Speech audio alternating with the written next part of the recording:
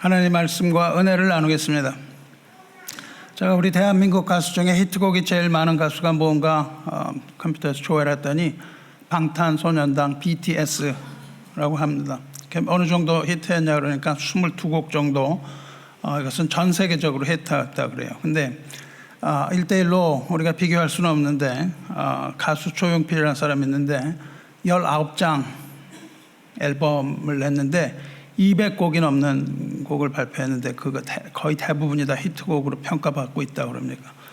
그런 얘기는 뭐냐면 200곡의 신곡을 매번 발표했다는 이야기입니다. 신곡을 200번을 발표하니까 얼마나 많은 신곡을 발표했겠어요? 엄청난 거죠. 가수가 신곡을 발표하는 것은 가수에게 있어서는 아주 필수적이라고 할 수가 있습니다. 신곡은 그 가수의 음악적인 성장과 대중과의 소통 이런 것들을 위해서 아주 중요한 거죠. 신곡을 우리말로 번역하면 새 노래입니다. 그런데 오늘 말씀을 보면 새 노래라는 것이 그런 말이 등장을 해요. 10절 이사야 10절을 보시면 42장 10절 보시면 항해하는 자들과 바다 가운데의 만물과 섬들과 거기에 사는 사람들아 여호와께 새 노래로 노래하며 땅끝에서부터 찬송하라. 그리고 12절에 여호와께 영광을 돌리며 섬들 중에서 그의 찬송을 전할지어다 말씀하셨습니다. 그리고 오늘 읽은 요한계시록 14장 보시면 그들이 보좌 앞과 네 생물의 장로들 앞에서 새 노래를 부르니 땅에서 속량함을 받은 14만 4천 밖에는 능히 이 노래를 배울 자가 없더라 이렇게 말씀하였습니다. 그리고 이외에도 성경 곳곳에 여기저기에 새 노래로 하나님께 찬송 드리라는 말이 반복됩니다. 시편 96편 1절에 새 노래로 여호와께 노래하라 온 땅이여 여호와께 노래할지어다. 33장 3절 시편 33편 3절에 새 노래로 그를 노래하며 즐거운 소리로 아름답게 연주할지어다. 할렐루야 새 노래로 여호와께 노래하며 성도의 모임 가운데서 찬양할지어다. 이렇게 반복됩니다. 새 노래로 하나님께 노래하시기를 축원합니다. 그러면 우리가 말하는 이 새 노래와 가수들이 발표하는 그 신곡과 어떻게 다를까요? 오늘은 이 새 노래가 어떤 것인지 하나님의 말씀을 통하여 은혜를 구하겠습니다. 대중음악의 신곡 발표할 때 신곡은요 최근에 새로 발표한 노래죠. 이전에 없었던 거를 새로 없었던 것인데 새로 나온 그런 곡입니다. 그래서 신곡이라고 할 때는 시간의 의미를 둡니다. 이전에 있었던 노래도 그런데 그 내용이 좀 달라도 반복돼도 괜찮아요. 이전에 있었던 노래도 리메이크하면은 신곡이 될 수 있습니다. 하지만 성경의 새 노래는 하나님을 찬양하는 새 노래입니다. 이거는 그 신곡과 의미가 전혀 다릅니다. 단순히 시간적으로 새로운 노래가 아닙니다. 원어의 의미는 이전에 없던 것, 본질적으로 전혀 새로운 것, 시간과 상관이 없습니다. 그리고 거룩한 것이라는 의미를 가집니다. 신곡이라는 뜻이 아닌 것을 알 수 있어요. 오늘 읽은 요한계시록 14장에서 보시면 사도 요한의 환상이 계속됩니다. 13장을 넘어서 이제 14장에 들어가서도 사도 요한의 환상이 계속되는데 사도 요한은 하나님의 보좌를 봅니다. 하늘에 펼쳐진 하늘의 보좌 앞과 그 앞에 네 생물과 24 장로들을 봐요. 그리고 그 보좌 앞과 네 생물과 24 장로 앞에서 새 노래를 부르는 14만 4천을 봅니다. 우리는 이 사람들이 누군지를 알아야만 새 노래가 무엇인지를 알 수가 있습니다. 새 노래를 부르는 사람들이 누군지 알면 이 새 노래가 무엇을 의미하는지를 우리가 알 수 있기 때문입니다. 14장은 여러분이 아시는 것처럼 12, 13장에서 이어지는데 이어진 앞장에서는 마지막 때가 가까워지면서 이 성도들에게 닥칠 환난 그리고 극심한 희생 이런 것들이 나왔습니다. 12장에 들어가면은 옛 뱀, 곧 마귀라고도 하는 용, 온 천하를 꿰면서 하나님을 대적하는 자, 그 용, 붉은 용이 등장합니다. 이 용이 하늘의 전쟁에서 천사장 미가엘과 더불어 싸웁니다. 그러나 용이 패배해서 땅으로 내쫓기죠. 그리고 그를 추종하던 천사들도 타락해서 모두 다 땅으로 떨어집니다. 그럼 이 쫓겨난 양이 어떻게 됐습니까? 쫓겨난 양은 땅으로 쫓겨난 것에 대하여 분노합니다. 그리고 돌아가서 바다 모래 위에 섰다고 되어 있습니다. 바다 모래 위에 섰어요. 이 바다 모래 위에 선 이 용은 전쟁을 하려고 하는 겁니다. 모래라는 것은 아브라함에게 약속하신 것, 바다 모래처럼 많게 하리라고 하는 아브라함의 후손들 말하죠. 그러니까 모든 바다 모래로 상징되는 모든 자들을 다 괴멸시키기 위하여 용이 바다 위에 섭니다. 누구하고 전쟁을 할까요?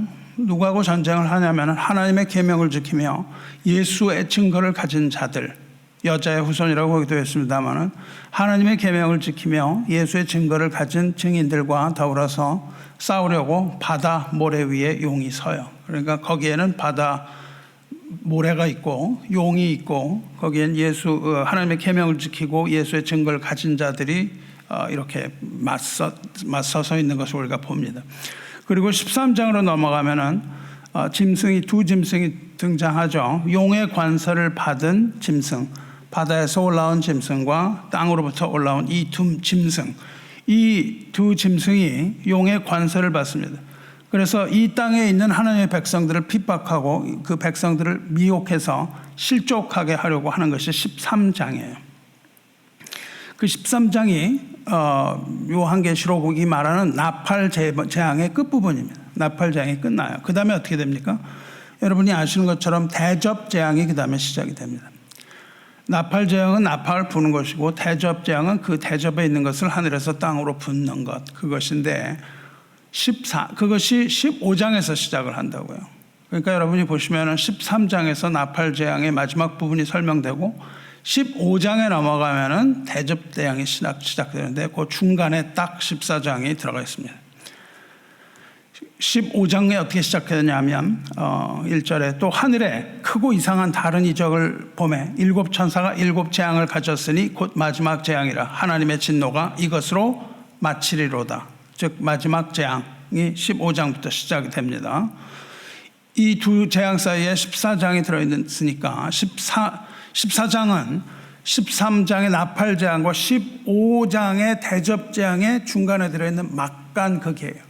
중간에 딱 들어있습니다. 그 중간에.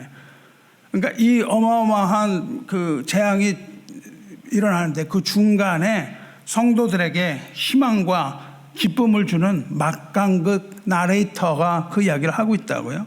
이제 이 무서운 재앙이 있을 것이고 더 무서운 또 재앙이 있을 것인데 그 중간에 나레이터가 들어오면서 성도들에게 이제 희망과 기쁨을 줍니다. 그게 바로 14장이에요. 이 14장에 등장을 하는 인물이 있는데 그 12장에서는 용과 12, 13에서는 용과 짐승의 환상을 보았잖아요. 근데 이제 14장에 딱 들어오면은 요한이 이제 어린 양의 환상을 봅니다. 1절이 이렇게 시작하죠. 또 내가 보니 보라 어린 양이 시온산에 섰고 그와 함께 14만 4천이 서 있는데 어린 양은 어디에 서 있습니까? 어린 양은 시온산에 서 있습니다.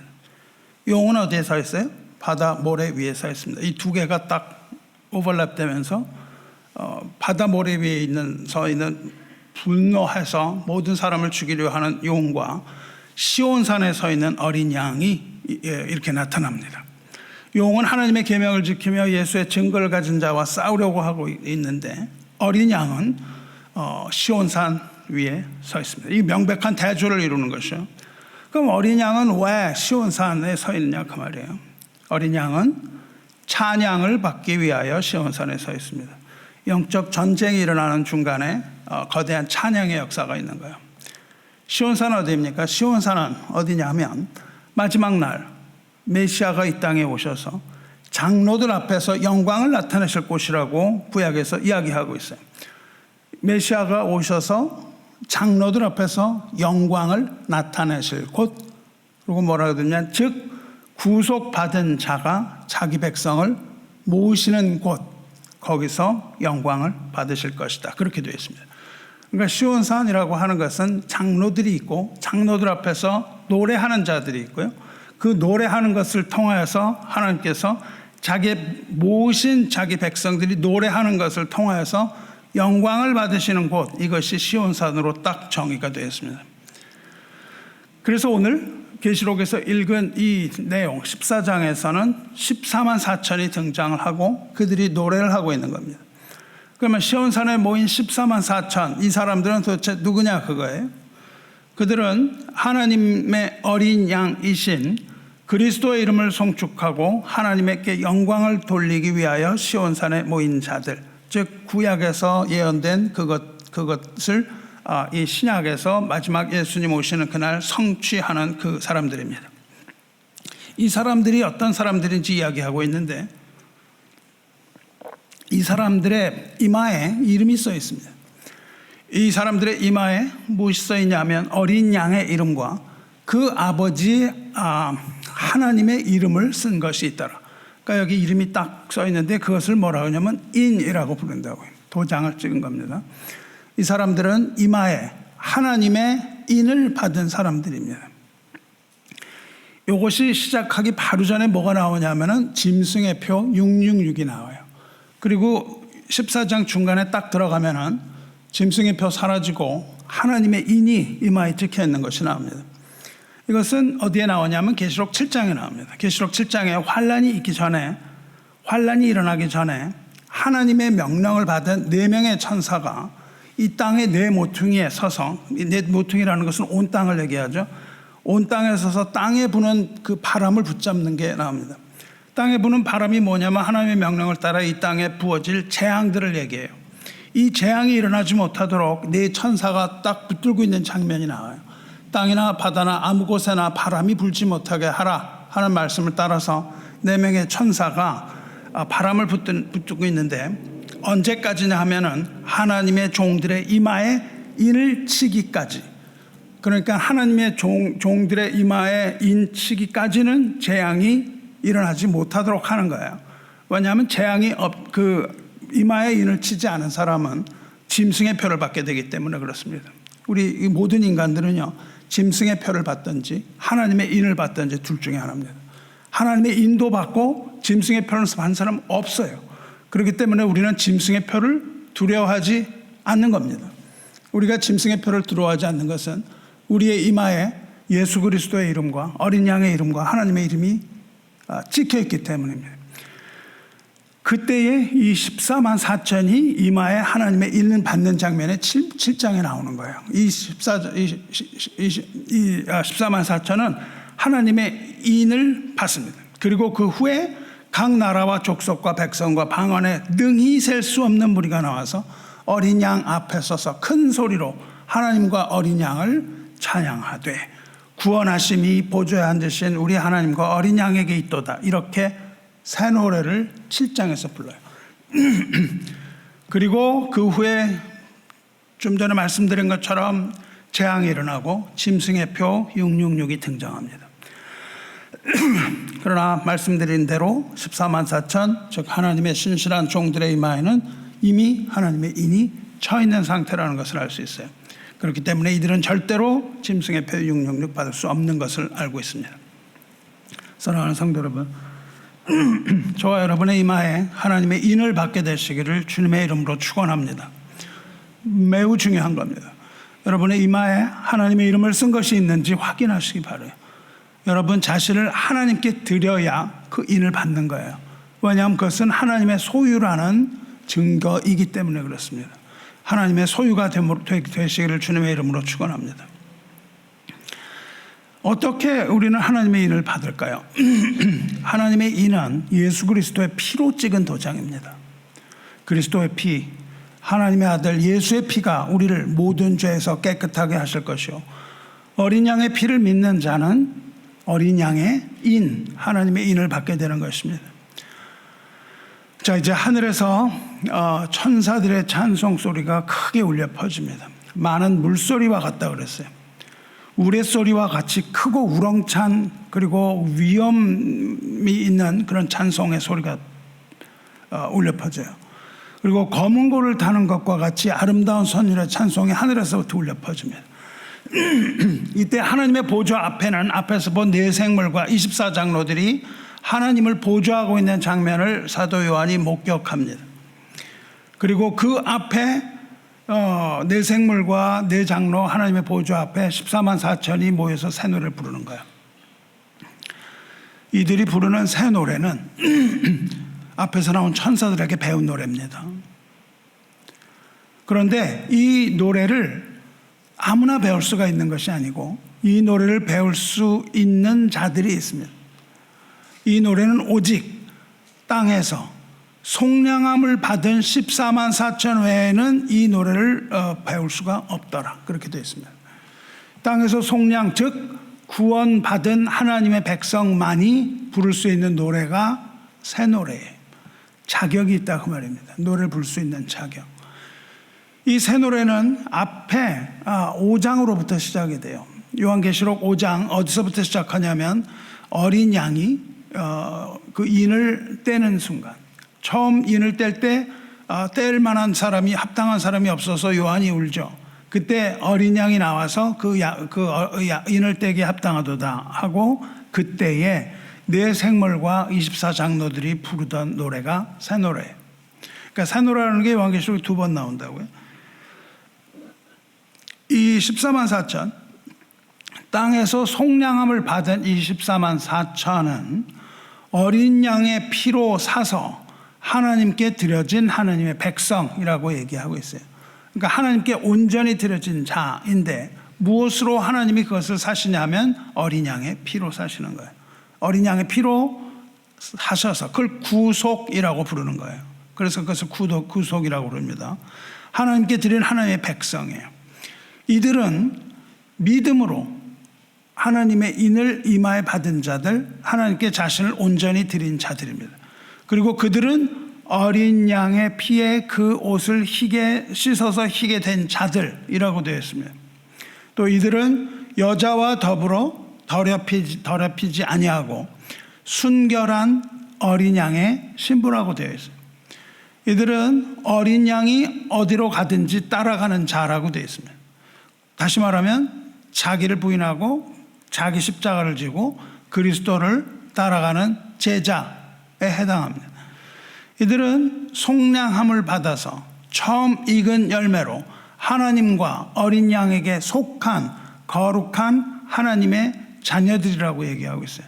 자신을 온전히 하나님께 드림으로 세상으로부터 구별되어 하나님께 속한 자들이라고 설명을 잘하고 있어요. 이들은 그 입에 거짓말이 없고 흠이 없는 자들이라고 말했어요. 다시 말하면 이 사람들은 누구냐 하면 예수 그리스도를 믿는 믿음으로 말미암아 새롭게 된 자들입니다. 그리스도 안에서 새롭게 태어난 하나님의 자녀만이 부를 수 있는 노래, 이 노래가 바로 14만 4천이 부르는 새 노래라고 하는 것이에요. 그러면 이들이 노래를 하는데 왜 새 노래를 이들이 부르고 있을까요? 그래서 보기 위하여 이사야 오늘 본문으로 가보겠습니다. 이사야서 42장은 여호와의 종, 기름 부음 받은 메시아의 본질과 메시아가 이루신 일에 대한 예언입니다. 그러니까 예수님은 누구신가 하는 것이고 예수님은 무엇을 하셨나 그것을 예언한 시가 이사야 42장이에요. 그러면 이사야 42장에 나타나는 메시아는 어떤 메시아입니까? 여기서 이 메시아는 하나님이 붙드시는 종으로 나타납니다. 그러니까 이 땅에 종으로 오신 예수님에 대한 예언이 42장이라고요. 그런데 여기에 나타나는 하나님의 종, 여호와의 종은 이스라엘을 유대인들이 생각했던 것처럼 이스라엘을 구원하는 메시아가 아니에요. 이스라엘만을 구원하는 이스라엘의 메시아가 아니라 이방의 정의를 베푸시는 이방의 메시아로 묘사되고 있습니다. 즉 십자가로 온 인류를 구원하기 위하여 종으로 오신 우리 주 예수 그리스도를 말하고 있다고요. 1절 읽어보시면 그렇게 금방 나옵니다. 내가 붙드는 나의 종, 내 마음에 기뻐하는 자, 곧 내가 택한 사람을 보라. 내가 나의 영을 그에게 주었은지 그가 이방의 정의를 베풀리라. 그가 이방의 정의를 베푼다고 시작이 되고 있습니다. 이방, 즉 온 세상에 정의를 베푸시는 왕이 바로 여호와의 종 메시아로 그려지고 있는 거예요. 그러니까 온 세상에 정의를 베푸는 왕이라고 선포를 딱 했는데, 그 왕은 세상이 통치하는 왕과는 전혀 다른 왕이라는 겁니다. 2절 보시면 그는 외치지 아니하며 목소리를 높이지 아니하며 그 소리를 거리에 들리게 하지 아니하며 상한 갈대를 꺾지 아니하며 꺼져가는 등불을 끄지 아니하고 진실로 정의를 시행할 것이며. 왕은 전쟁을 합니다. 그런데 전쟁을 통하여 정복을 하고 세상을 통치합니다. 그런데 이 왕은 그렇지 않다는 거예요. 이 왕은 세상을 정복하되 세상의 왕들처럼 무력으로 정복하는 것이 아니라 사랑과 인자와 긍휼과 이런 것들로 세상을 정복하신다는 겁니다. 소리를 크게 내지 아니하고 소리를 거리에 들리지도, 이 전쟁을 하는데 그런 것들로 하는 것이 아니라는 것이죠. 폭력을 사용하지 않으시고 상한 갈대처럼 연약하고 허물 많은 투성이며 바람 앞에 등불처럼 죄로 죽을 인생들을 위하여 그들을 불쌍히 여기셔서 자기의 피를 흘리신 은혜의 주님에 대하여 이사야서 42장이 잘 설명을 하고 있어요. 즉 이사야서 42장에서 이야기하고 있는 메시아는 십자가에서 목숨을 내주신 사랑의 주님, 사랑의 예수 그리스도라는 것을 분명하게 선포를 딱 하고 있는 거예요. 그런데 4절 보시면 이렇게 되어 있습니다. 그는 쇠하지 아니하며 영원하다는 거죠. 낙담하지 아니하고 세상에 정의를 세우기에 이르리니. 여기서 세상이라는 단어 역시 온 세상을 다 얘기하고 있다고요. 이스라엘의 메시아 이런 얘기하는 게 아니라 세상에 정의를 세우기에 이르리니 섬들이 그 교훈을 앙망하리라 이렇게 되어 있습니다. 그는 세상에 정의를 세울 것이고 섬들이 그의 가르침을, 그의 통치를, 여기서 가르침이라고도 할 수 있고 통치를라고도 말할 수 있어요. 그 왕의 통치를 아주 앙망한다는 거예요. 아주 바라고 또 바란다는 겁니다. 그럼 여기서 섬들이 바란다고 그러는데 섬들은 무슨 뜻일까요? 섬이라는 것은 이런 그 바다에 둘러싸인 조그만 육지를 말하죠. 히브리어 원어로는 이임이라고 얘기하는데, 이임이라는 건 무슨 뜻이냐면 먼 곳, 땅끝 이런 뜻이에요. 섬이라는 것은 우리가 가지 못하는 먼 땅끝을 얘기합니다. 그러니까 상징적으로 이 섬이라고 하는 것은 이방의 모든 나라를 이야기하는 거예요.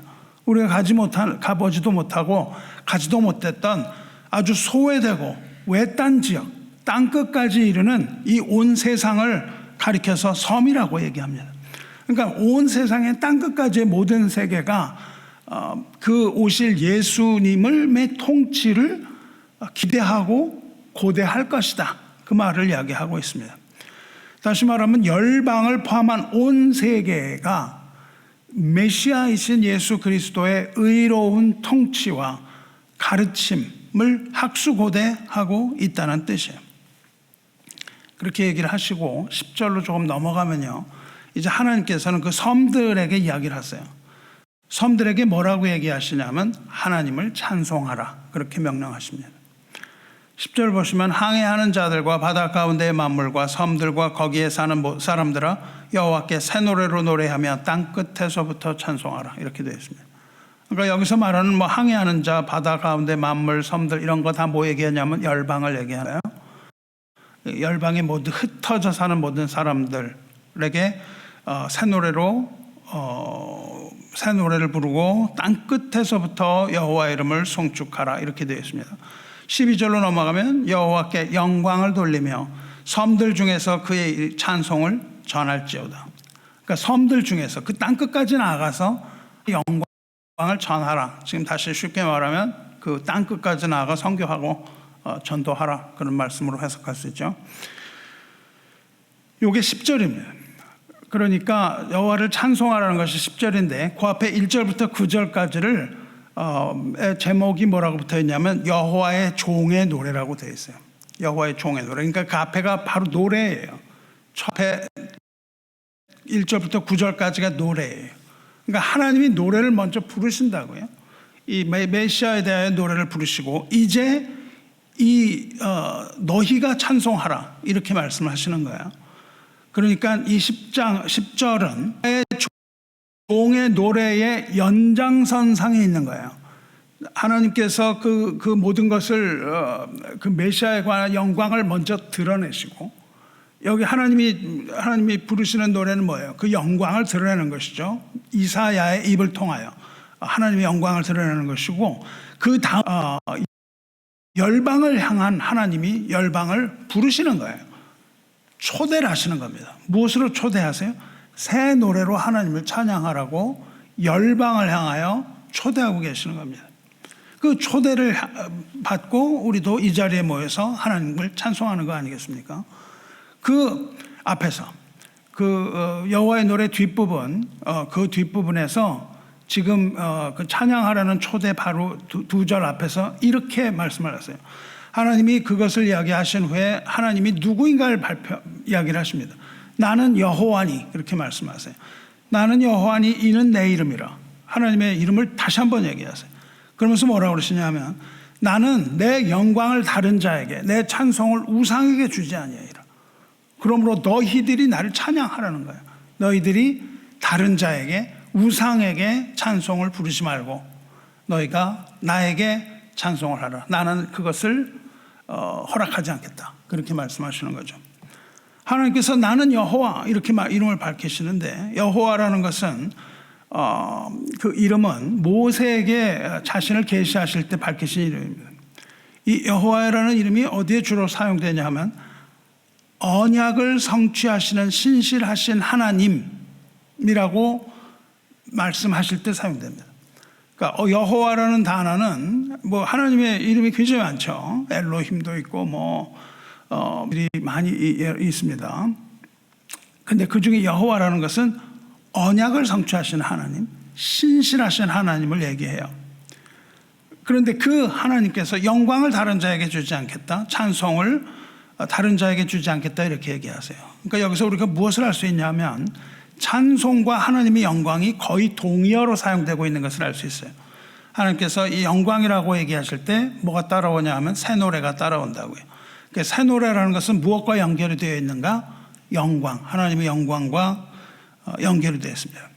그러니까 새 노래를 하나님께 드리라. 이게 무슨 뜻이에요? 하나님께 영광을 돌리라. 이 말과 새 노래로 하나님을 찬송하라. 이것은 동의어입니다. 우상을 숭배하는 것이 아니라 유일하신 하나님, 즉 여기서 말하는 것은 유일하신 하나님을 드러내고 있어요. 우상과 이런 것들에게 영광 돌리지 않기 때문에 이것은 우상 숭배가 아니라 유일하신 하나님, 언약의 하나님, 신실하신 사랑의 하나님을 찬송하라는 권면입니다. 찬송은요, 우리가 오늘도 찬송을 불렀지만 찬송은 예배와 경배의 표현 양식이에요. 찬송도 하나의 예배입니다. 언약의 하나님은 하나님의 언약을 신실하게 이행을 하세요. 그것을 어기신 적이 없습니다. 우리를 실망시키신 적이 없어요. 그런데 그 이유는, 하나님이 신실하신 이유는 궁극적으로 하나님께서 영광을 받기 위하여입니다. 하나님께서 영광을 받기 위하여 하나님은 언약을 성취하여 나가세요. 그럼 우리는 무엇입니까? 우리는 그런 하나님께 반응을 하는 거예요. 이 하나님의 신실함과 언약의 하나님에 대한 성도의 반응, 우리의 반응은 하나님께 새 노래를 부르는 것이에요. 우리는 새 노래를 불러야 됩니다.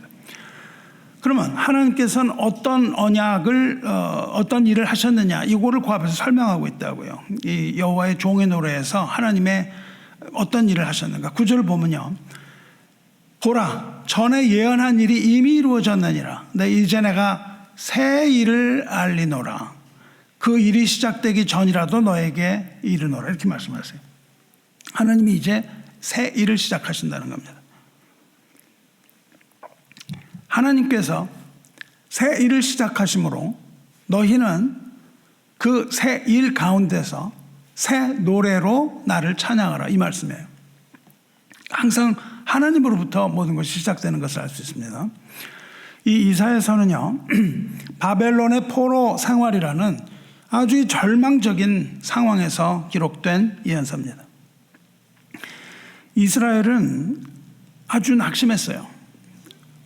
이스라엘은 하나님이 우리를 택하셨는데 하나님이 우리를 버리셨나? 이런 의심이 들었어요. 아니면 하나님이 바벨론 이 거대한 웅장한 신전에 있는 이 신들에게 하나님이 패배라도 하셨나? 막 이런 생각들이 들기 시작했습니다. 왜냐하면 하나님은 침묵하셨거든요. 하나님이 침묵하시니까 이 백성들이 하나님 앞에서 혼란을 겪었습니다. 이런 상황에서 이 말씀이 딱 선포되는 거예요. 내가 새 일을 행할 것이다. 이렇게 선포를 하시는 거예요. 그 새 일이 뭡니까? 그 앞절에 나온다고요. 새 일이 뭔가? 나 여호와가 의로 너를 불렀은즉. 이 새 일은 바로 하나님께서 하나님의 아들 메시아를 부르시는 일입니다. 이것이 새 일이에요. 그리고 그것을 기록한 것이 신약 성경이기도 합니다. 나 여호와가 의로 너를 불렀은즉 내가 내 손을 잡아 너를 보호하며 너를 세워 백성의 언약과 이방의 빛이 되게 하리니. 그러니까 메시아를 부르신 것은 언약을 성취하기 위하여 내가 아들을 세운다, 이 말씀하신 겁니다. 그리고 아들을 세운 것은 이방이 빛이 되게 하기 위하여 세우셨다는 거예요. 그러면 그 메시아는 무엇을 하느냐? 내가 이방의 빛이 되게 하리니 내가 눈먼 자들의 눈을 밝히며 갇힌 자를 감옥에서 이끌어내며 흑암에 앉은 자를 감방에서 나오게 하리라. 이렇게 말씀하시는 거예요. 이게 새 일입니다. 새 일은 하나님의 아들을 부르셔서 메시아를 보내시고, 그것이 바로 요한복음 3장 16절이죠. 하나님이 세상을 이처럼 사랑하사 독생자를 주셨으니 이는 그를 믿는 자마다 멸망치 아니하고 영생을 얻게 하려 함이라. 이 말씀이 바로 여기에 있는 것이죠. 그것이 새 일입니다.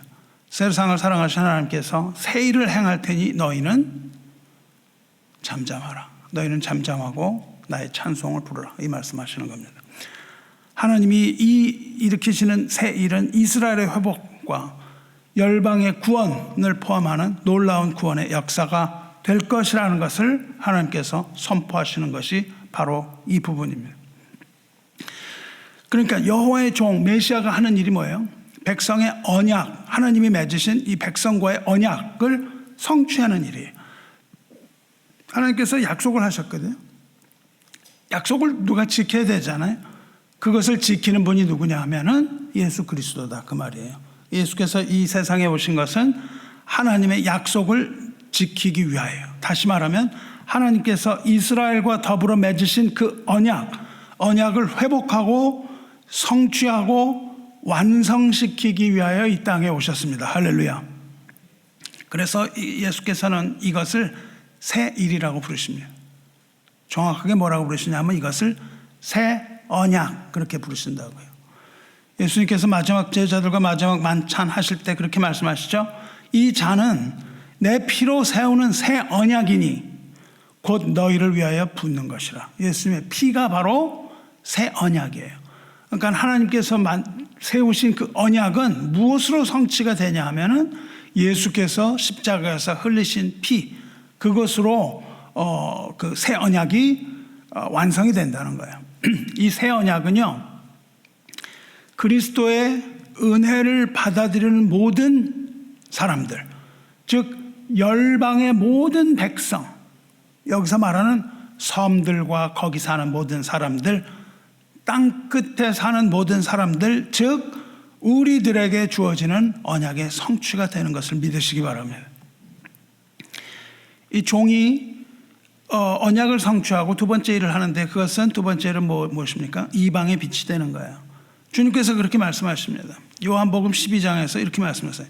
내가 땅에서 들리면 모든 사람을 내게로 이끌겠노라. 여기서 모든 사람이 열방의 모든 사람이에요. 이스라엘과 이방인을 포함한 모든 사람을 내가 이끌겠다. 그런데 언제 이끄느냐 하면 내가 땅에서 들릴 때. 예수께서 땅에서 들리신 이유입니다. 땅에서 들리신 게 뭐예요? 십자가에 못 박혀서 땅에서 들리신 것을 말해요. 내가 들릴 때 모든 사람을 내게 이끌겠다. 즉 예수님께서 십자가에서 죽으신 이유가 바로 뭐냐 하면 이방의 모든 사람에게 복음의 빛을 비추기 위하여 십자가에서 피를 흘리셨다, 그런 뜻이죠. 이것을 하고 예수님이 십자가에서 죽으시고 부활하시고 승천하셨어요. 그리고 그 뜻을 충성되게 받은 인물이 하나 있는데 그 사람이 바로 누구냐면 사도 바울입니다. 바울이 이렇게 말합니다. 주께서 이같이, 사도행전 13장입니다. 주께서 이같이 우리에게 명하시되 내가 너를 이방의 빛으로 삼아 너로 땅끝까지 구원하게 하리라 하셨느니라 하니 이방인들이 듣고 기뻐하여 하나님의 말씀을 찬송하며 영생을 주시기로 작정된 자는 다 믿더라. 여러분, 누가 하나님을 믿습니까? 하나님 믿는 사람 누구예요? 내가 하나님을 믿어야 되겠다 이렇게 해서 믿습니까? 그렇지 않습니다. 누가 믿어요? 영생을 주시기로 작정한 자가 믿는 겁니다. 여러분이 하나님을 믿게 되는 이유는 하나님께서 여러분에게 영생을 주기로 작정하셨기 때문이에요. 하나님의 그 작정을 따라 우리는 영생을 보장받는 거예요. 우리가 우리의 능력으로 우리의 행위로 영생을 얻으려 하면 절대 얻지 못하고 낭망하고 결국은 멸망으로 갈 수밖에 없는 거예요. 하나님께서 영생을 주기로 작정된 자는 다 믿더라. 그래서 우리는 우리의 선교는 왜 하는 거예요? 하나님이 다 정해놓으셨는데 왜 해요? 여러분이 이 사람이 영생을 주기로 작정된 자인지 여러분이 알 수 없어요. 그래서 그에게 복음을 전하는 거예요. 예수를 믿으십시오 했을 때 이 사람은 어떻게 돼요? 믿는 겁니다. 우리가 그걸 해야 되는 거예요. 그 말은 반드시 해야 됩니다.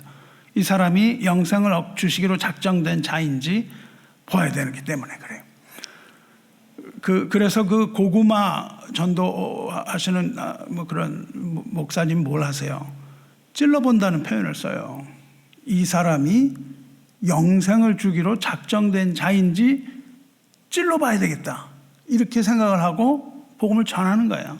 예수님께서 당신을 위하여 십자가에서 죽으셨습니다. 이것을 믿으면 당신이 영생을 얻을 것입니다. 이것을 믿으십니까? 이걸 전하는 거예요. 그게 전도입니다. 그게 특히 장로교회 전도의 핵심이에요. 하나님이 하셨으니까 다 하시겠지가 아니고 우리는 나아가서 그것을 확인하는 겁니다. 그것을 사랑으로 전하며 기뻐하는 것이 장로교회 전도입니다. 그러므로 우리는 기쁨으로 이것을 계속해서 해야 되는 겁니다. 이스라엘이 바벨론의 포로로 잡혀갔을 때 사방이 캄캄한 암흑의 시대였어요. 그때 오늘 7절 말씀이 예수님께서 하시는 일이 뭐냐면 내가 눈먼 자들의 눈을 밝히며 갇힌 자를 감옥에서 이끌어내며 흑암에 앉은 자를 감방에서 나오게 하리라. 눈먼 자들이 눈을 밝히겠다고 약속을 하셨어요. 우리는 영적으로 눈이 멀은 자예요. 우리가 무엇을 본다고 하지만 너희가 본다고 하니 그대로 있느니라 말씀하셨어요. 예수님께서 말씀하셨습니다. 우리는 영적으로 무지하고 앞을 보지 못하는 자들인데 우리가 어떻게 앞을 보게 됐습니까? 우리가 우리의 눈을 성령의 부으심으로 말미암아 우리의 눈이 밝아지는 거예요. 성령이 아니고서는 우리는 볼 수가 없습니다. 그래서 하나님께서 하나님의 영을 부어주시고 그 영을 통하여 예수께서 우리에게 성령을 보내주심으로 우리는 성령을 통하여 눈이 열리고 영적인 것을 볼 수 있게 되었다 이거예요. 성령 안에서 우리는 하나님의 말씀을 깨달을 수 있는 겁니다. 성령이 아니고서는 하나님의 말씀을 깨달을 자가 없어요. 그리고 성령 안에서 우리는 하나님의 말씀을 담대하게 선포할 수가 있는 거예요. 그래서 설교를 맡은 설교자가 구하는 것은 성령입니다. 말씀을 구하지만 그 말씀을 지식적으로 구해가지고는 말씀을 선포할 수가 없어요. 말씀을 받고 성령 안에서 말씀을 선포할 수가 있는 겁니다. 그러면 성령 안에서 말씀을 선포하면 이것이 여러분에게 회개를 일으키게도 되고 또 그것을 두려워하게도 되고 또한 그 안에서 하나님의 말씀을 온전히 받고 또한 여러분에게도 성령이 임하여 영적인 눈을 뜨게 하심으로 선포되는 하나님의 말씀을 온전하게 깨닫고 그 말씀에 순종할 수 있게 되는 거예요. 이 성령의 역사가 없이는 말씀을 선포할 수도 없고 말씀을 깨달을 수도 없는 것이죠. 그러니까 이 성령의 역사가 없는 것은 바벨론 포로 생활과 같은 거였단 말이죠. 바벨론 포로 생활은 어두운 감옥에 갇힌 것과 같다. 이 얘기를 지금 하고 있습니다. 근데 그래서 눈을 뜨게 해주겠다는 거예요. 그리고 눈을 뜨게 해주셨습니다. 근데 감옥 속에서 눈을 뜨기만 하면 무슨 소용이 있겠습니까? 그 속에서 눈을 뜨면 무슨 소용이 있겠어요? 그냥 죽을 때까지 그 감옥에 갇혀서 나오지 못할 거 아닙니까? 그래서 하시는 일이 주께서는 갇힌 자를 감옥에서 이끌어내고 흑암에 앉은 자를 감방에서 나오게 하리라, 이 말씀을 하시는 거예요. 이 두 가지를 다 하십니다. 우리 인간은요, 누구나 죽을 존재입니다. 한번 죽는 것은 인간에게 정해진 이치라고 말씀했어요. 인간은 누구나 죄와 허물의 쇠사슬을 메고 감옥에 앉아있는 자들이, 그 캄캄한 데서 나올 수가 없는 겁니다. 죽을 때까지 누가 꺼내주지 않으면 감옥에 살아야 되는 거예요. 감옥에서 어떻게 우리가 나올 수 있겠습니까? 그 감옥을 뭐라고 부릅니까? 지하에 있는 그 감옥을 뭐라고 부르죠? 지옥이라고 부른다고요. 그러니까 그 지옥이라는 것은 갇힌 곳이에요. 주님께서는 이 지옥에 갈 수밖에 없는 이 죄인의 죄를 십자가로 소멸하시고 천국의 열쇠를 교회에 주셔서 그것을 열고 나올 수 있게 하여 주시는 그런 놀라운 은혜를 베푸시는 거예요. 그 캄캄한 곳에서 나올 수 있게 하여 주시는 것이, 그것을 구원이라고 부른다고요. 주님께서 스스로 메시아라는 걸 밝히실 때 이사야의 글을 인용하셨어요. 누가복음에서 주의 성령이 내게 임하셨으니 이는 가난한 자에게 복음을 전하게 하시려고 내게 기름을 부으시고 나를 보내사 포로된 자에게 자유를, 눈먼 자에게 다시 보게 함을 전파하며 눌린 자를 자유롭게 하고 주의 은혜의 해를 전파하게 하려 하심이라는 이사야서의 말씀을 그대로 인용하면서 예수께서 바로 그 오신 메시아라는 것을 밝히십니다. 자, 그러므로 하나님께서 부르라고 하신 이 새 노래는 메시아이신 예수 그리스도를 통한 구원을 기뻐하며 찬송하라, 그 말씀인 겁니다. 그 구원을 기뻐하는 노래가 새 노래예요. 예수 그리스도의 십자가를 통한 이 구원의 은혜에 감격해서 우리가 드리는 찬양, 이것이 바로 새 노래입니다. 이것을 부르라고 말씀하시는 거예요. 그러니까 새 노래는 이러한 하나님의 놀라운 구원 행위에 대한 우리의 응답이에요. 과거의 구원과는 아주 차원이 다른 새로운 구원에 대한 감사, 찬양, 이런 것들을 말합니다. 그렇기 때문에 땅에서 속량함을 받은 14만 4천 밖에는 능히 이 노래를 배울 자가 없는 것이 당연한 겁니다. 그 14만 4천은 누구예요? 땅에서 속량함을 받은 자, 구원받은 자입니다. 새 노래는 죄로 인해서 죽을 수밖에 없었던 이 죄인이 예수 그리스도의 피에 힘을 입어서 구원을 얻고 새로운 생명을 얻게 된 것에 대한 기쁨 그리고 감격의 노래예요. 그러니까 이것은 단순한 그냥 감사의 수준을 넘어서서 구원의 감격이 아롱아롱 새겨져 있는 우리의 심령 깊은 곳으로부터 우러나오는, 거기서부터 솟구쳐 나오는 그러한 찬양입니다. 입으로 부르는 찬양이 아니라 우리 뜨거운 심장으로 부르는 노래, 이게 새 노래입니다. 이런 새 노래를 부르시기를 축원합니다. 사랑하는 성도 여러분, 오늘 읽은 이사야 42장 2장 그리고 계시록 14장에 새 노래가 나오잖아요. 근데 이 계시록 42장과 계시록 14장과 이사야 42장이 구조가 아주 유사해요. 비슷한 구조입니다. 먼저 이사야서 메시아는 좀 전에 보신 것처럼 공의로 열방을 구원하는 하나님의 종으로 나타나죠. 계시록에서는 어떻게 나타납니까? 세상 죄를 지고 가는 하나님의 어린 양. 이 세상이 거기서 말하는 열방이죠. 모든 세상. 그러니까는 이사야서 메시아는 공의로 열방을 구원하는 하나님의 종. 계시록에서는 그리스도는 세상 죄를 지고 가는 하나님의 어린 양. 이 어린 양은 큰 소리 내지 않죠. 침묵하는 그런 어린 양이죠. 그리고 이사야에서 새 노래를 불러야 한 백성은 누구예요? 항해하는 자, 바다 가운데 만물, 섬들과 거기에 사는 사람, 그리고 메시아께서 일으키시는 새 일을 통하여 구원받는 백성, 이겁니다. 마찬가지로 앞에서 살펴본 바와 같이 계시록에서 새 노래를 부른 사람은 땅에서 속량함을 입은 14만 4천, 순결한 그리스도의 신부, 어린 양의 제자, 그리고 처음 익은 열매로 하나님께 드려진 자들입니다. 동일한 패턴이죠. 그런데 여기서 지나가지 말아야 하는 유사점이 있어요. 그 유사점이 마지막입니다. 이 찬양의 이야기가 끝난 그 다음 절이에요. 보세요. 이사야서 12절에 이렇게 끝납니다. 여호와께 영광을 돌리며 섬들 중에서 그의 찬송을 전할지어다. 그래놓고 13절에 여호와께서 느닷없습니다. 이게 갑자기 나타나요. 찬송을 전할지어다. 여호와께서 용사같이 나가시며 전사같이 분별하여 외쳐 크게 부르시며 그 대적을 크게 치시리로다. 이런 말이 연결이 되어 있어요. 바로 이어서. 이상하죠? 백성이 새 노래를 부를 때 어떤 일이 일어납니까? 하나님께서 용사처럼 달려나가시며 전투하며 대적을 심판하시는 모습이 나와요. 여기 딱 연결이 되어 있습니다. 계시록은 어때요? 오늘 읽으신 그 본문 후에 요한은 공중에 날아가는 천사를 봐요.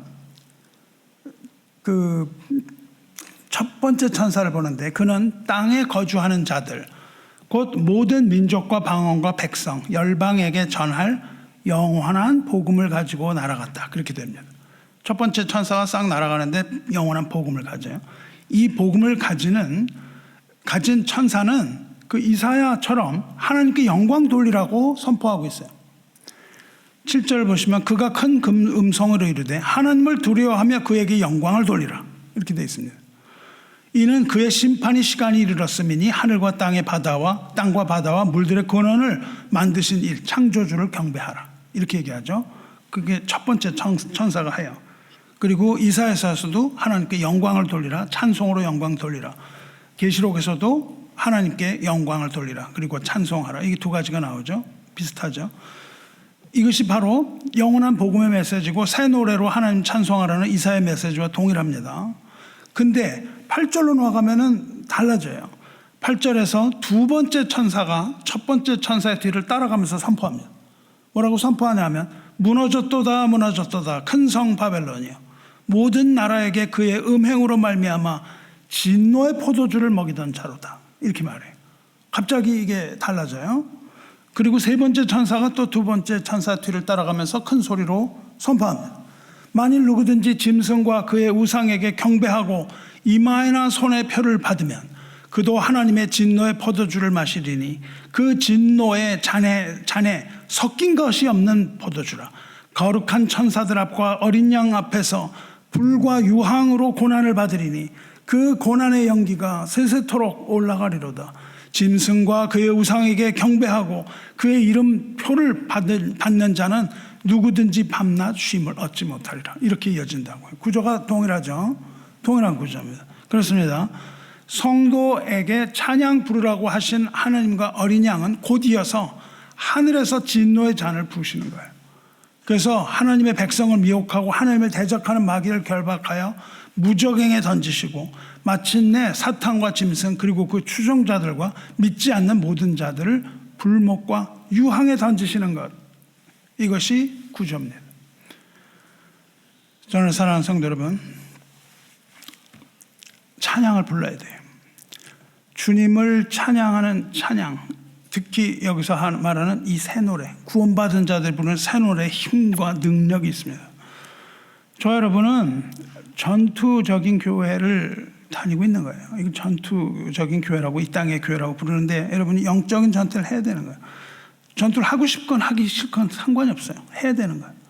여러분 우리나라에 한국 전쟁이 터졌을 때 누가 하고 싶어서 전쟁했습니까? 나는 전쟁해야 되겠다. 아닙니다. 그 땅에 사는 사람은 전쟁할 수밖에 없는 거예요. 전쟁에 자동으로 들어가는 거예요. 여러분이 하나님의 나라의 백성이면 하나님의 나라에서 일어나는 전쟁을 피할 수가 없습니다. 영적인 전쟁이 가운데 있는 거예요. 이미. 여러분이 이 땅을 살아가는 동안 영적인 전투를 하는데 전투를 할 때 반드시 필요한 게 뭐예요? 우리 마음으로 부르는 새 노래입니다. 이것으로 장착을 해야 되는 거예요. 하나님께 감사하며 영광을 돌리는 찬송, 이게 필요한 거예요. 여러분 찬송 왜 부르세요? 뭐 위로받기 위해 부른다 이런 거 있지만은 그런 것이를 떠나서 찬송은 영적 전쟁에서 가장 강력한 승리의 무기 중에 하나예요. 찬송은 우리 그냥 위로를 주는 그런 게 아닙니다. 실제로 영적인 영역에서 사탄의 세력을 무너뜨리고 하나님의 능력을 이끌어내는 견인차라고요. 왜 그럴까요? 찬송이 영적 전쟁을 승리로 이끄는 영적인 원리가 뭐예요? 왜 우리는 찬송을 부르는데 이게 우리를 지켜주는 무기가 되고 우리가 공격하는 무기가 될까요? 오늘 보신 말씀을 보면 알 수 있습니다. 백성들이 찬송 부를 때 어떻게 해요? 하나님께서 용사같이 달려가시며 이렇게 됩니다. 첫째로 찬송은요, 하나님의 임재를 이끌어내는 통로예요. 하나님의 임재를 원하는 자 찬송을 하는 겁니다. 하나님의 찬송이 있는 곳에 하나님이 계시는 거예요. 시편 22편 3절에 이렇게 되어 있습니다. 이스라엘의 찬송 중에 계시는 주여, 주는 거룩하시니라. 그래요. 이스라엘이 찬송할 때 하나님이 거기 계시다는 겁니다. 우리가 하나님을 찬양할 때 하나님은 우리의 찬양을 듣기 위하여 우리의 찬양 위에 하나님의 보좌를 펴시는 거예요. 저 여러분이 기쁘게 찬송했잖아요. 그때 하나님의 보좌가 하늘로부터 내려오는 거예요. 그리하여 우리 가운데 역사하시는 겁니다.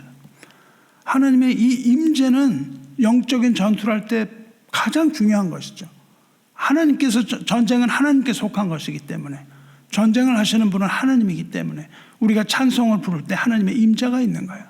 이 하나님의 임재는 어둠의 세력을 몰아내는, 물리치는 가장 강력한 힘인 것이기 때문에 그렇습니다. 하나님과 함께하면 모든 악을 물리칠 수가 있는 것입니다. 새 노래를 부름으로 하나님과 동행하는 삶 가운데 영적인 전투에서 승리하시기를 축원합니다. 그리고 또 이 찬송은 어둠의 세력을 몰아내요. 유다 왕 여호사밧이 있었는데 여호사밧이 전쟁을 합니다. 암몬과 모압과 세일산 주민들이 연합을 해서 여호사밧을 유다를 치러왔습니다. 이렇게 군대가 막 쳐들어오는데요, 여호사밧이 이상한 짓 한다고요.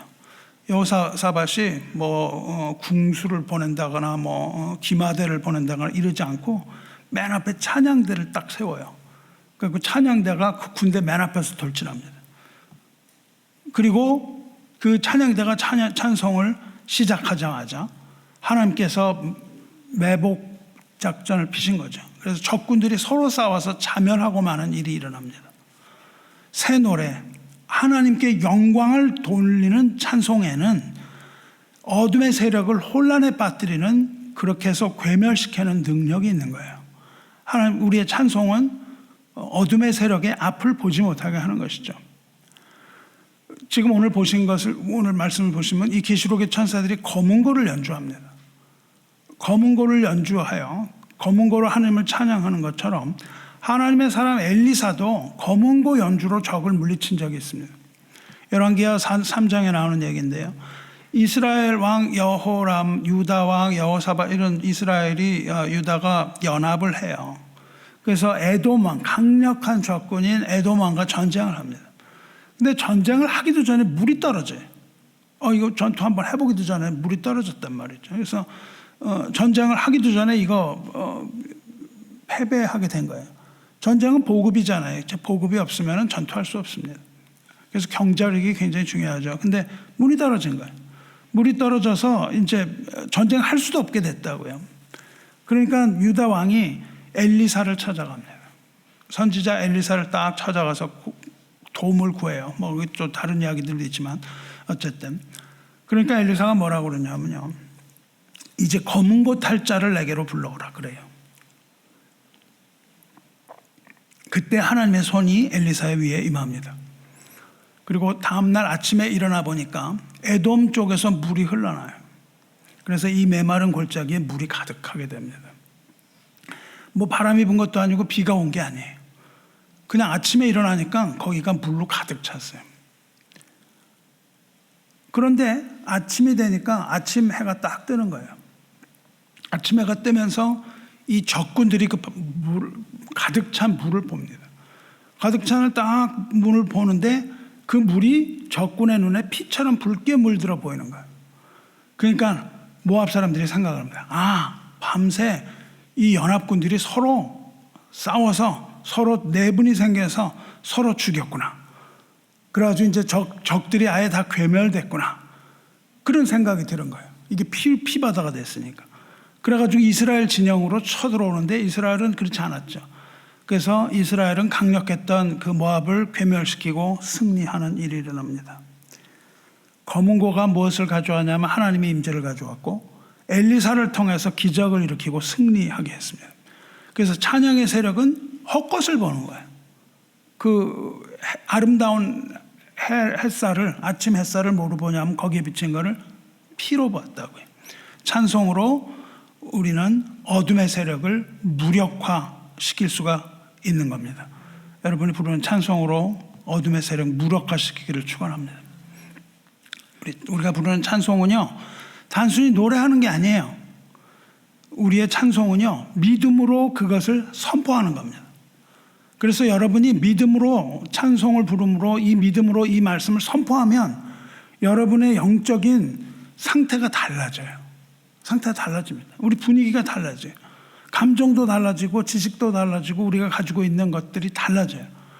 우리가 가지고 우리 마음 가운데 두려움이 있고 불안이 있고 이럴 때에 그것이 바로 영적인 전투입니다. 마귀가 우리에게 가져다 주는 거예요. 두려움, 불안, 근심, 걱정 뭐 이런 것들인데 이럴 때 우리가 믿음으로 선포하는 거예요. 찬송을 통해서 믿음으로 선포하면 무엇을 하나님께서 우리에게 허락하십니까? 이 영적인 전투, 즉 두려움과 불안과 이런 것들과 싸우는 그 영적인 전투에서 승리할 수 있는 것을 주세요. 그게 뭐냐면 담대함입니다. 이 영적으로 우리가 찬송을 부를 때 우리 마음 가운데 담대함을 얻을 수 있어요. 이 찬송은요, 우리 마음과 생각을 변화시키는 거예요. 영적인 전쟁이 어디에서 일어나요? 우리 마음 속에서, 우리 생각 속에서 일어나거든요. 찬송은 우리 마음과 생각을 바꿔주는 겁니다. 그렇게 승리하게 하는 거예요. 사탄은 우리에게 뭘 가져다 줘요? 의심을 가져다 줘요. 두려움을 가져다 주고 절망, 부정적인 생각, 이거 뭐 안 되는 거야. 막 이런 생각들을 그냥 막 일어나게 해요. 그럼 우리는 어쩔 줄 모르고 당황해요. 막 그런 것들이 옵니다. 뭐 세상에서 조그만 일 하나 일어나면 그냥 end of the days. 세상에 끝난 것 같아요. 그래가지고 들어눕는 거잖아요. 이게 바로 영적인 정대에서 패배하는 겁니다. 그럴 때 무엇을 해야 돼요? 찬송을 부르는 거예요. 말씀으로 믿음으로 말씀을 선포하는 겁니다. 그때에 우리는 우리 문제를 집착했던 이 마음을 이제 눈을 돌릴 수가 있는 거예요. 안 그러면 거기에 집착해갖고 벗어날 수가 없습니다. 근데 찬송을 부리면 우리의 마음, 하나님께서 우리의 마음을 돌려주시는 거예요. 우리의 생각을 하나님께로 돌리는 겁니다. 문제를 바라보지 아니하고 하나님께로 돌려보는 거예요. 찬송은 하나님께 영광을 돌리는 행위라고 말씀드렸잖아요. 무슨 위로를 받기보다는 먼저 하나님께 영광을 돌리는 행위예요. 그렇게 되면 무엇이 우리에게 들어오냐 하면, 하나님께 영광을 돌리면 우리에게 무엇이 들어오냐 하면요, 하나님의 사랑이 느껴지는 거예요. 이 창조주의 위대함, 이 하늘을 펴시고 땅을 지으신 이 하나님의 능력을 우리가 묵상을 하게 되는 거예요. 그리고 하나님이 우리와 함께 하신다는 것을 믿는 겁니다. 우리에게 헛된 위로 이런 것들을 이야기하는 것이 아니라 하나님께 영광을 돌림으로 그 정말 위대한 창조주, 능력의 하나님, 세상을 사랑하시는 이 하나님이 우리와 함께 하신다는 것을 깨닫고 그것을 믿음으로 우리는 능히 이 영적인 전투에서 승리할 수 있는 것을 아시기 바라요. 이렇게 되면 우리의 마음이 바뀌면 우리의 두려움이 변해서 평강이 되는 거예요. 우리의 슬픔이 변해서 기쁨이 되는 겁니다. 우리의 마음은 평안과 희망으로 소망으로 가득하게 되고 그것은 우리에게 주어진 이 부정적인 생각들을 몰아내는 것이죠. 이렇게 찬송은 우리 마음속에서 일어나고 있는 이 영적인 전투에서 승리를 가져다주는 그러한 능력이 있는 겁니다. 사탄은요, 그래서 사탄은 싫어하는 거예요. 사탄은 우리가 위로받고자 하는 이런 가벼운 찬양에서는 별로 사탄이 싫어하지 않죠. 사탄이 싫어하는 건 뭡니까? 하나님께 영광을 돌리는 찬양을 아주 싫어하는 거예요. 싫어할 뿐만 아니라 아주 두려워합니다. 왜냐하면 이러한 찬송은 하나님께 주권과 능력을 인정하는 거거든요. 하나님이 용사로 나가시길 바라는 거거든요. 그래서 사토는 이것은 뭐냐 하면 하나님을 예배하는 행위라고요. 하나님께 영광을 돌리는 찬송은 하나님을 예배하는 행위이기 때문에 찬송은 이러한 새 노래, 찬송을 부르는 사람을 절대 이길 수가 없습니다. 찬송은 마귀의 괴계를 대적하고 무력화시키는 하나님의 주신 아주 가장 강력한 영적 무기 중에 하나예요. 성령의 검인 하나님의 말씀, 그리고 찬송, 그리고 기도, 이것이 마귀를 공격하는 공격 무기입니다.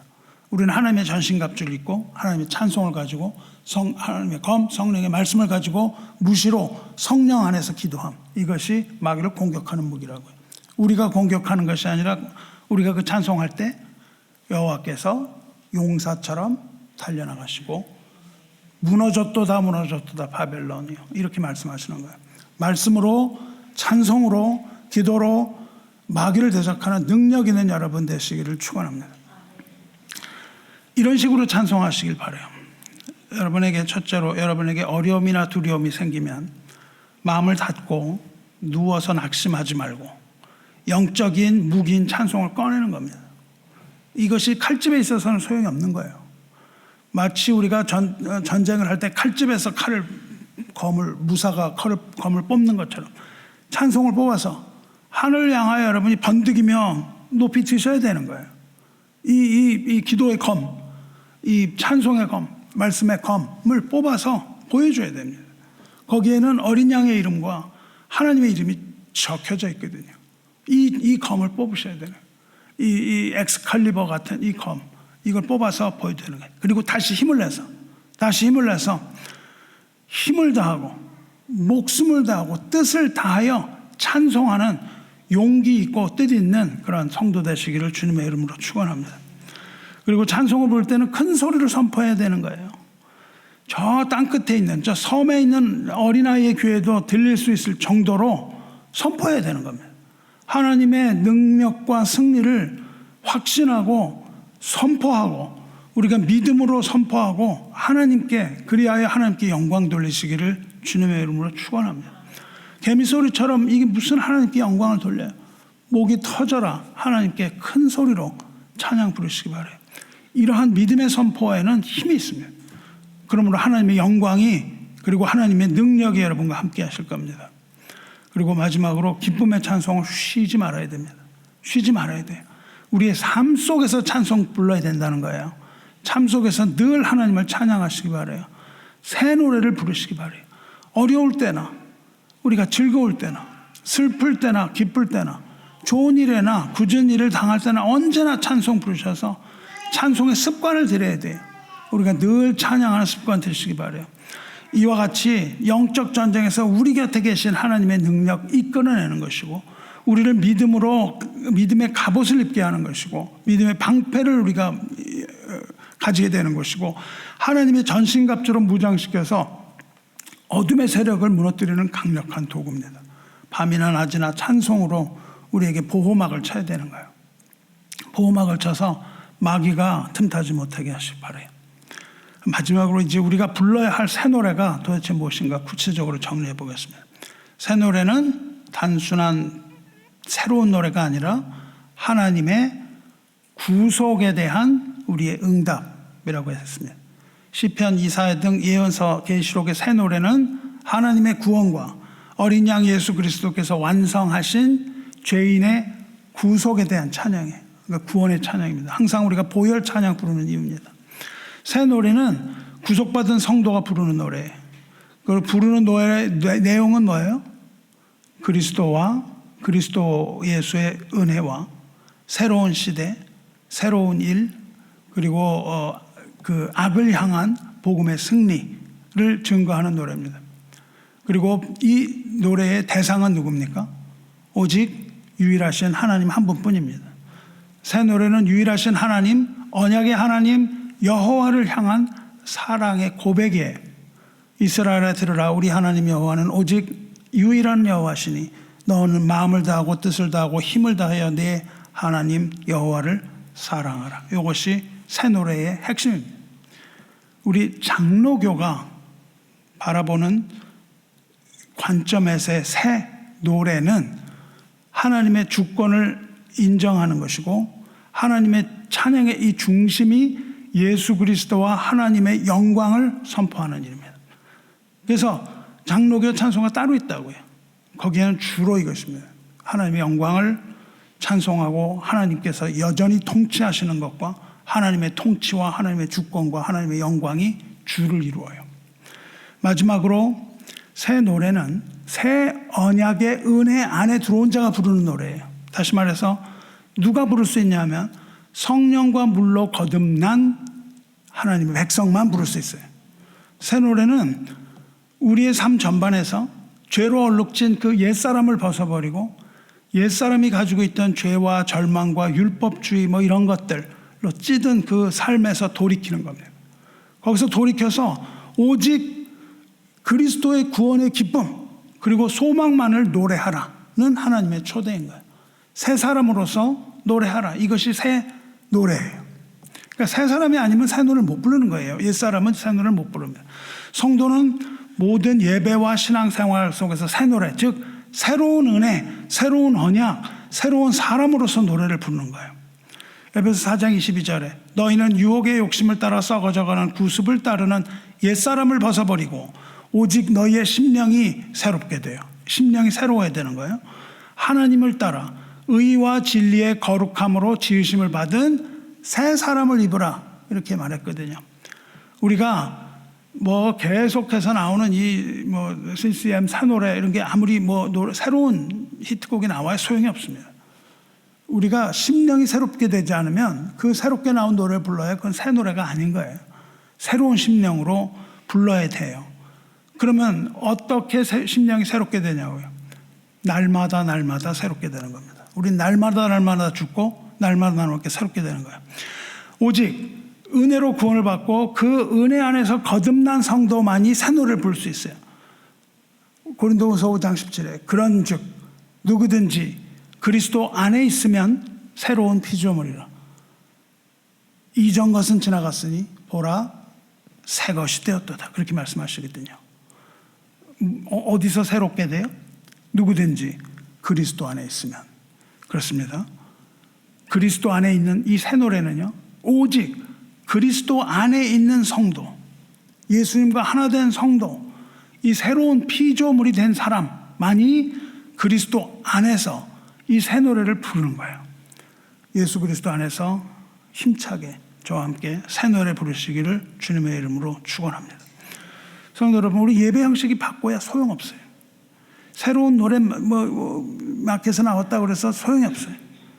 그것이 하나님 말씀하신 이 새 노래가 아닙니다. 시대마다 이 새 노래는 날마다 우리 삶의 현장인 거예요. 그리스도 안에서 하나님의 새로운 은혜를 매일매일 경험해야 돼요. 하나님의 은혜는 한 번 주어지는 것이 아니라 매일매일 주어지는 은혜예요. 그리고 이 은혜를 경험할 때마다 우리 가슴 저 밑으로부터 끓어오르는 이 감사로 찬양하시기를 주님의 이름으로 축원합니다. 예배 형식이나 뭐 음악의 형식, 뭐 어떤 악기로 해야 되느냐 이런 것보다 더 중요한 것은 복음의 진리 안에서 성령의 인도하심을 따라서 하나님의 이름을 높이고 하나님께 영광을 돌리는 이 새 노래를 저와 여러분이 부르시기를 소망합니다. 우리가 부를 새 노래는 유행가가 아닌 거예요. CCM 유행가가 아니에요. 이것은 끊어지지 않고 날마다 새로운 하나님의 은혜를 받는 하나님의 백성이 하늘로부터 부어지는 하나님의 그 사랑과 하나님의 자비에 힘입어서 순종하며 부르는 노래, 이것이 새 노래입니다. 말씀 맺겠습니다. 새 노래는요, 구원받은 성도라면 마땅히 불러야 하는 힘찬 응답입니다. 새 노래는 성도의 삶 전체로 하나님께 드리는 영적인 예배입니다. 자신을 산 제물로 드리는 온전한 찬양이에요. 시편 68편 19절에 날마다 우리 짐을 지시는 주, 곧 우리의 구원이신 하나님을 찬송할지로다 얘기했습니다. 구원이신 하나님이 뭘 하세요? 날마다 우리 짐을 지십니다. 수고하고 짐진 자들아 다 내게로 오라 내가 너희를 쉬게 하리라. 우리가 찬송을 부를 때 우리는 그 구원의 주를 찬송하는 거예요. 우리를 쉬게 하시는 하나님, 우리의 모든 짐을 다 맡으시는 예수 그리스도의 은혜를 매일매일 경험하면서 우리는 매일매일 새로운 심령이 되어 하나님을 찬송하는 것. 이것이 새 노래입니다. 새 노래는 구원의 은혜를 경험한 자만이 부를 수 있는 살아있는 찬양입니다. 날마다 우리 짐을 지시고 날마다 우리에게 새로운 은혜를 부어주시는 구원의 하나님을 찬양합니다. 새 은혜로 하나님 성축하시기를 주님의 이름으로 축원합니다. 기도하겠습니다. 은혜와 사랑이 충만하신 하나님 아버지, 우리는 주님께서 행하실 새 일, 십자가를 통하여 열방을 구원하시는 우리 구주 예수 그리스도의 역사를 찬양합니다. 상한 갈대를 꺾지 아니하시고 꺼져가는 등불 끄지 아니하시는 자비의 하나님, 공의로 이방을 비추시는 구원자 우리 주 예수 그리스도의 이름을 송축합니다. 우리의 삶이 절망과 어둠으로 가득할지라도 주께서는 언제나 복음으로 새로운 길 열어주시고 새로운 은혜와 새로운 소망 주실 것을 믿습니다. 우리의 삶 자체가 하나님께 영광 돌리는 새 노래 되게 하여 주시옵소서. 시온산에 서신 어린 양을 따라 보좌에 앉으신 하나님께 새 노래로 찬송 드리는 14만 4천에 우리가 포함되게 하여 주시고 주님만을 따르는 순결한 어린 양의 신부교회 되게 하여 주시옵소서. 이 땅을 살아가면서 세상의 소리에 귀 기울이지 아니하게 하시고 첫사랑을 잃어버리지 아니하게 하시옵소서. 무엇보다도 우리 마음을 새롭게 하여 주시고 우리의 심령을 새롭게 하여 주시고 그리스도 안에서 새로운 피조물에 합당한 삶의 예배 드리게 하여 주시고 삶의 새 노래 부르게 하시옵소서. 우리 삶의 순간마다 하나님께 드려지는 아름다운 새 노래가 되게 하시고 이제 주님의 다시 오심을 소망하며 믿음으로 인내하며 승리하게 하시옵소서. 모든 영광 받기에 합당하신 우리 주 예수 그리스도의 거룩하신 이름으로 기도드리옵나이다. 아멘. 우리